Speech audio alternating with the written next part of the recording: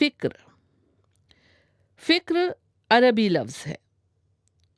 اردو میں کئی معنوں میں استعمال ہوتا ہے، جیسے پریشانی، دھیان، خیال، سوچ بچار.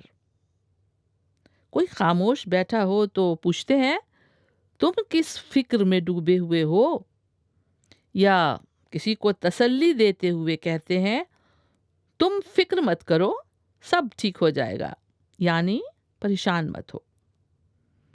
ساحر لدھیانوی کا مشہور شعر ہے، میں زندگی کا ساتھ نبھاتا چلا گیا، ہر فکر کو دھوئیں میں اڑاتا چلا گیا. بے فکر یعنی فکر نہ ہونا یا بے پرواہ ہونا. بے فکرہ، بے فکرہ من موجی کے معنی میں آتا ہے کہ وہ تو بالکل بے فکرہ ہے. اور لفظ فکر آئیڈیاز، رائے اور تھاٹس کے لیے بھی آتا ہے. جیسے غور و فکر کے معنی ہوتے ہیں سوچ بچار. جیسے کہا جاتا ہے بہت غور و فکر کے بعد ہی سب کسی نتیجے پر پہنچیں گے.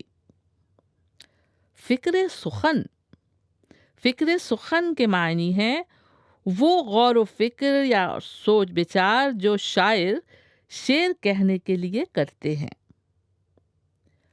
فکر معاش، فکر معاش کا مطلب ہوتا ہے روزی روٹی کی فکر، روزی کمانے کا خیال. فکر کی جمع افکار بھی ہے اور فکریں بھی.